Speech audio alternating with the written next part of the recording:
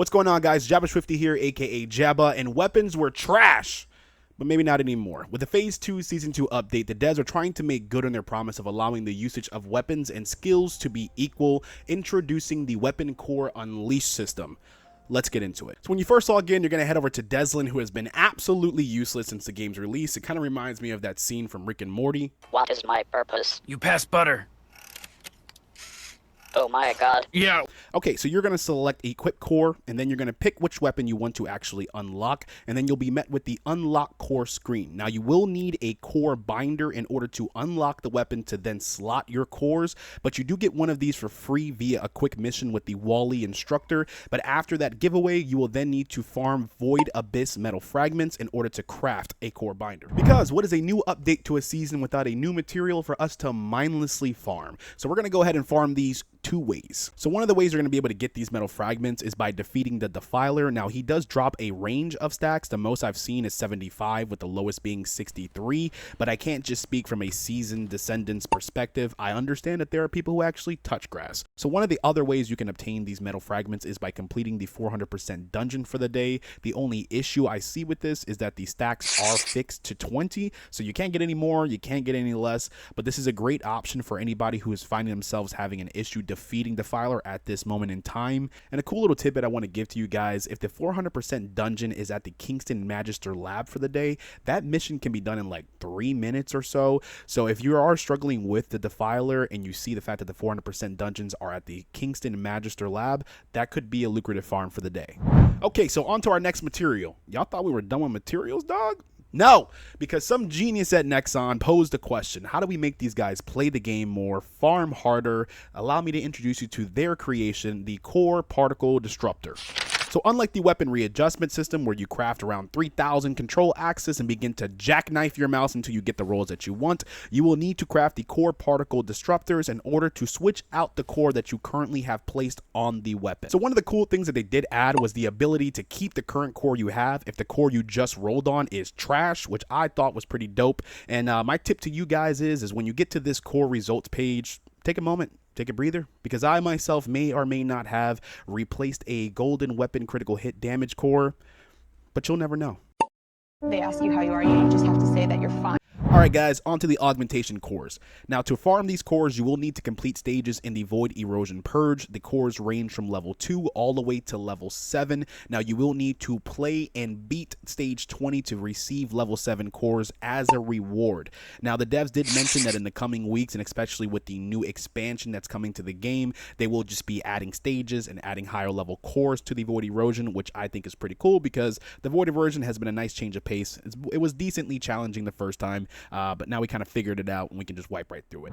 One of the things you're going to notice is that the range for the percentages on the rolls for a specific core will change depending on the level of a core. So for an example, the firepower augmentation core, the firearm attack rolls are 2% to 4%, but on a level 7 firepower augmentation core, the rolls are 26% to 34%. Alright guys, let's talk about the augmentation cores and the slots themselves. So the first slot you have is a free augmentation slot. Now this is the only slot that you can use a firepower augmentation core, and since we don't really get that many opportunities to continually up our firearm attack, I didn't want to miss this opportunity on this slot here. And I know you can go with the Colossus, but I do have a golden Colossus roll on my Secret Garden as a substat.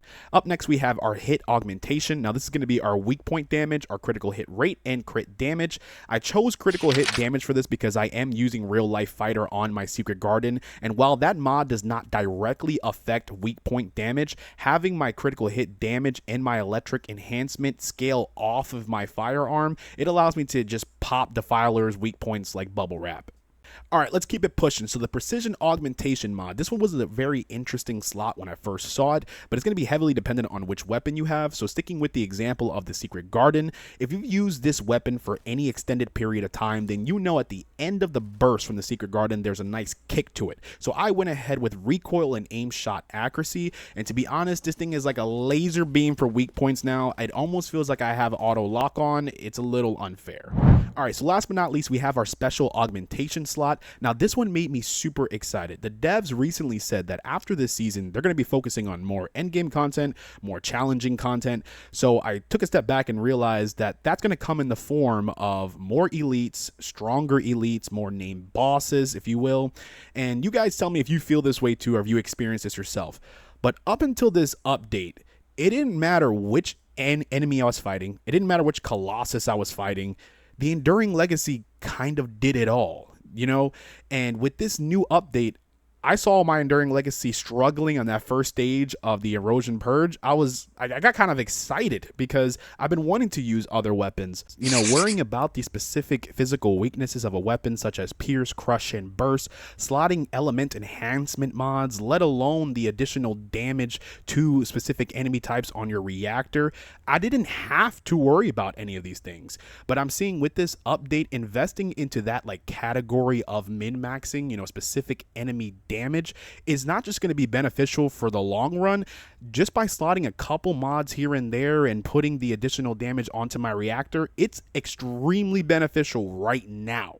I did create 2 graphs in my last video that I showed. I'll go ahead and put one up on the screen for you guys.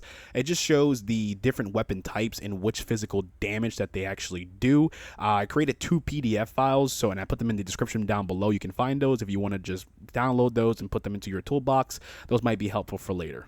What I've seen in regards to returns from a very surface level mid-max using the Core Unleashed system on my Secret Garden, it is ridiculous. And this makes me super excited for the Pierce category of weapons. That's going to be our handguns, our assault rifles, our beam rifles, our launchers. As we know, as a community, they're not really the best weapons, but hold on. Let me give a quick shout out to 2In Han. I got to put some respect on the Voltia's name. When it comes to arc obstruction barriers, there's no better weapon to use to pop them like a balloon. So yes, I put respect on it, bro. And I don't believe I'm the only person that across many different games, you may have a favorite weapon, even if it's not the best weapon, from the way that it looks, the way that it sounds. And for me, in the First Descendant, that's going to be the Divine Punishment.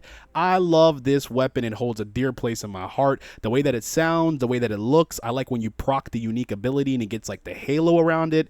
But from what I'm seeing from the Core Unleashed system right now, I'll actually be able to make it effective and throw that into my weapon rotation.